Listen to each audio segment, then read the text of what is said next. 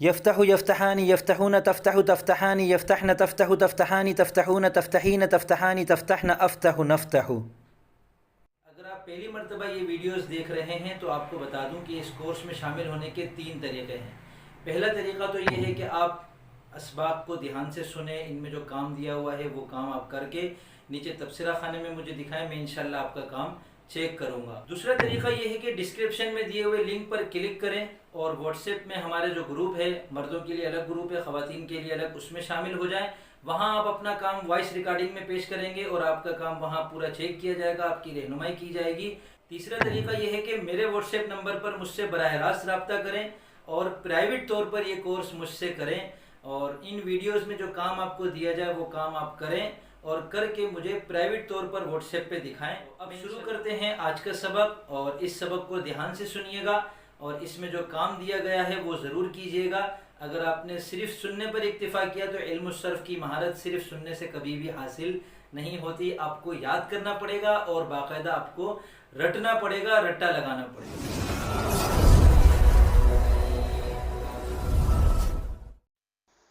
بسم اللہ الرحمن الرحیم۔ علم الصرف کورس جاری ہے۔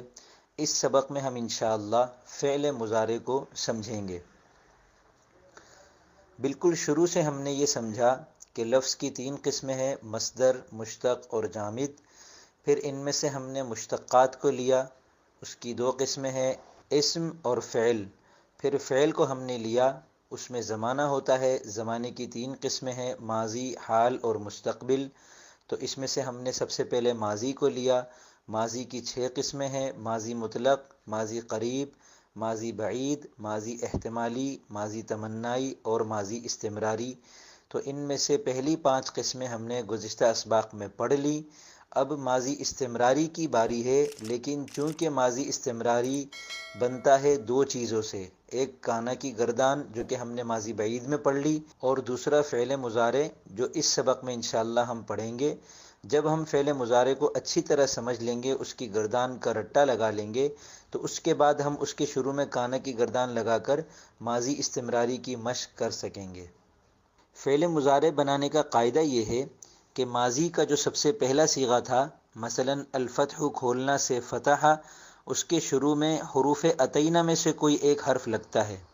حروف عطینہ یعنی حمزہ، تا، یا اور نون، ان میں سے کوئی ایک حرف فتح کے شروع میں لگائیں تو اگر حمزہ لگائیں گے تو یہ بنے گا افتح، اور تا لگائیں گے تو بنے گا تفتح، اور یا لگائیں گے تو بنے گا یفتح، اور نون لگائیں گے تو بنے گا نفتح۔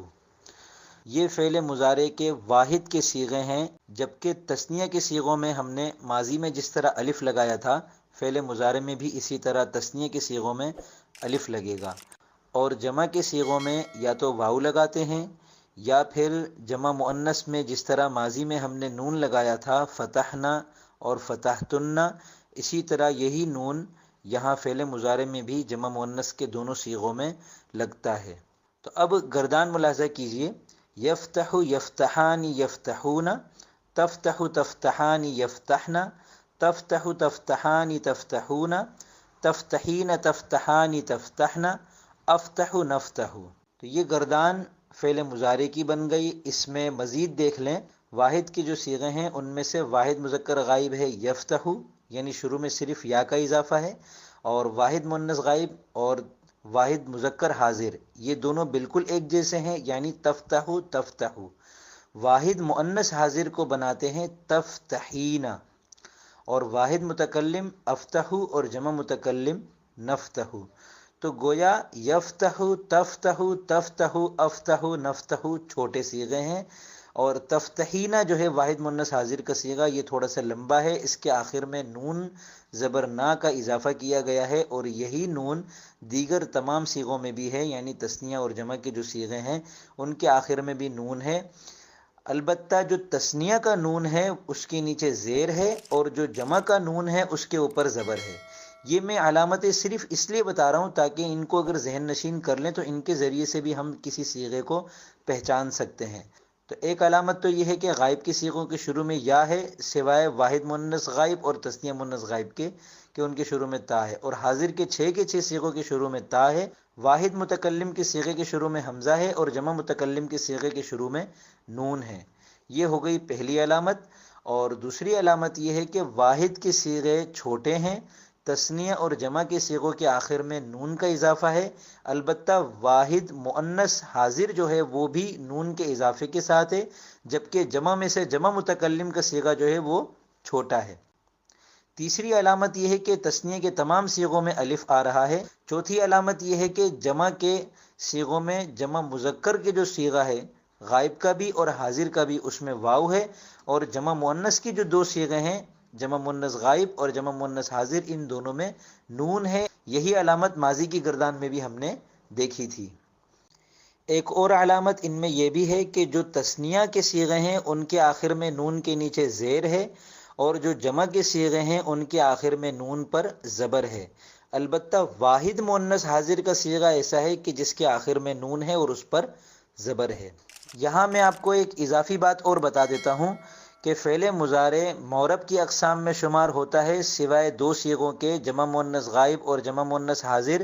یفتحنا اور تفتحنا یہ کبھی بدلتے نہیں. ان دو کے علاوہ باقی جو 12 صیغے ہیں ان کے آخر میں تبدیلی واقع ہوتی ہے، اور وہ تبدیلی عامل کے بدلنے سے ہوتی ہے. ان میں سے بعض عامل ہم انشاءاللہ صرف کورس میں پڑھ لیں گے، بعض ہم نے نحو کورس میں پڑھ لیے ہوں گے. وہ تبدیلی کس طرح کی ہوتی ہے صرف اتنا آپ کو بتا دیتا ہوں کہ جو چھوٹے صیغے ہیں ان کے آخری حرف پر کبھی تو پیش لگتا ہے، کبھی زبر اور کبھی جزم، یعنی یفتح تفتح افتح نفتح، اور کبھی ہو جاتے ہیں یہ یفتح تفتح افتح نفتح، اور کبھی یہ ہو جاتے ہیں یفتح تفتح افتح نفتح. اسی طرح جن صیغوں کے آخر میں نون ہے تو عامل کے آنے سے ان کا نون کبھی گر بھی جاتا ہے، تو یفتحانی تفتحانی یفتحونا تفتحونا تفتحینا، یہ کبھی عامل کے لگنے سے یفتحا تفتحا یفتحو تفتحو اور تفتحی ہو جاتے ہیں. ان کے آخر میں جو نون ہے یا تو وہ برقرار رہتا ہے کبھی یا پھر کبھی گر جاتا ہے. دو ہی صورتیں ہوتی ہیں ان بڑے صیغوں میں. مزید یہ دیکھیں کہ فعل مضارع کی اس گردان میں واحد مؤنث غائب اور واحد مذکر حاضر کے صیغے بالکل ایک جیسے ہیں، یعنی تفتح تفتح، اور تثنیہ کے 3 صیغے تثنیہ مؤنث غائب، تثنیہ مذکر حاضر، تثنیہ مؤنث حاضر تینوں بالکل ایک جیسے ہیں، تفتحانی تفتحانی تفتحانی. اب میں آپ کو روانی سے یہ گردان پڑھ کے سناتا ہوں. یفتح یفتحانی یفتحون تفتح تفتحانی یفتحن تفتح تفتحانی تفتحون تفتحین تفتحانی تفتحن افتح نفتح. تو یہ فعل مضارع کی گردان ہے. فعل مضارع کا ترجمہ کیا ہوتا ہے؟ اس کا ترجمہ ہم حال والا بھی کر سکتے ہیں اور اس کا ترجمہ ہم مستقبل والا بھی کر سکتے ہیں.